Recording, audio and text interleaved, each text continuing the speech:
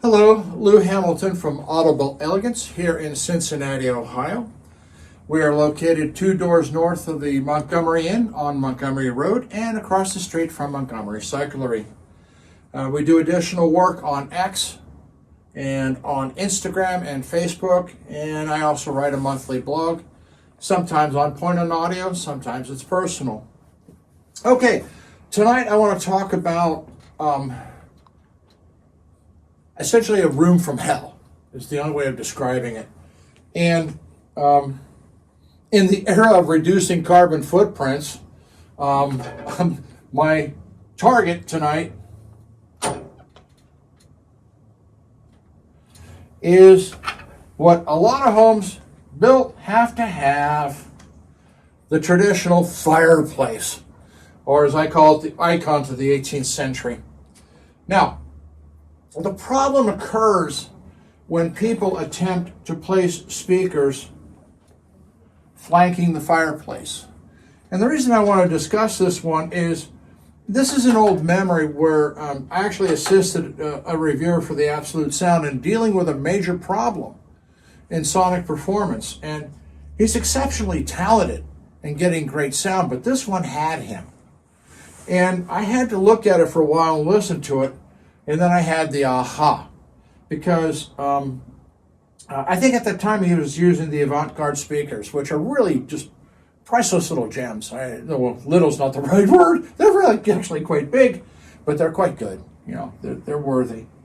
What was happening is that as the sound was being emanated, that particularly part of the bass wave was going straight up the chimney chute. And it was creating this really weird effect, which he picked up pretty quickly, and he couldn't resolve it with a lot of the things that he knows to do. He's quite good. And so what I was able to determine, and I actually borrowed I think it was a piece of plywood that he had lying around. I put a piece of plywood across the front because it was wide open. It didn't have any glass or anything. And wham!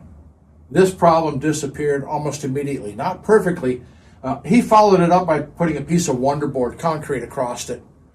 He never used the fireplace anyway, and yeah, it looked like hell, but his goal was sound. That's what he was doing and reviewing.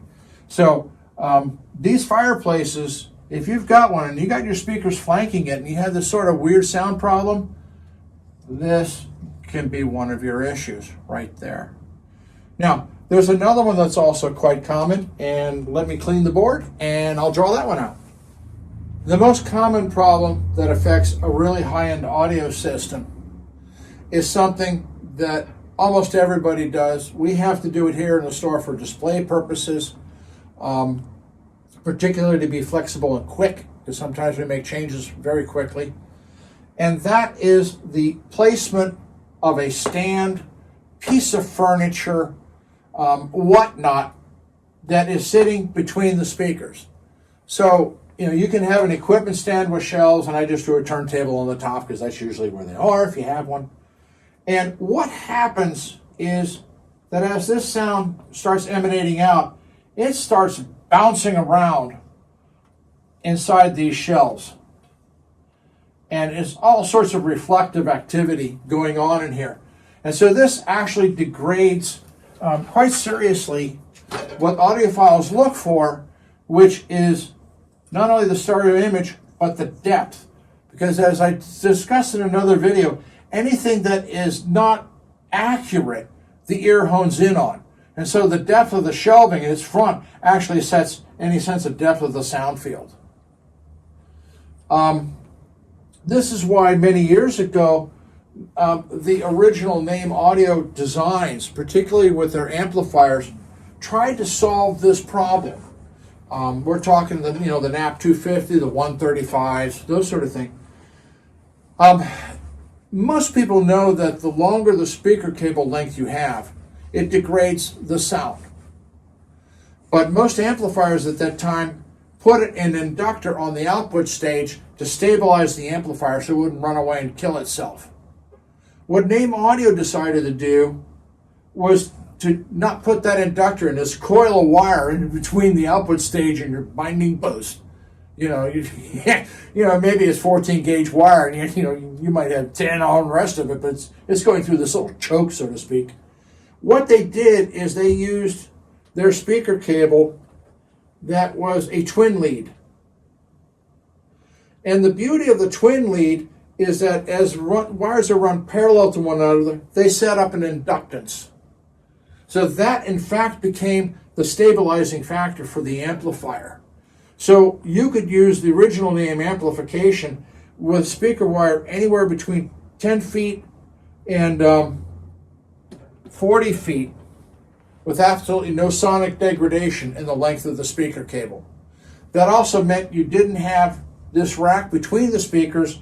You could, in fact, have your equipment over here where, guess what? It's where you sit. So you didn't have to go up to the altar up front. You just simply walked over here and changed your record and whatever. So that was the concept behind the original Naim Audio, that they were trying to be very careful about this. Now, we've done some installations with very advanced speakers, and in order to avoid this trap, we've actually, underneath in the basement, put shelves in and have hung the amplifiers there.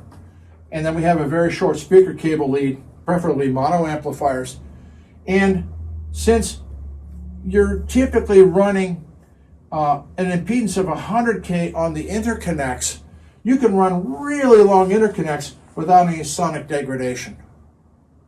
So that is the beauty of going with monaural amplifiers, even if you can't sling them in the basement, because they're very small and very unobtrusive, and maybe behind the speaker.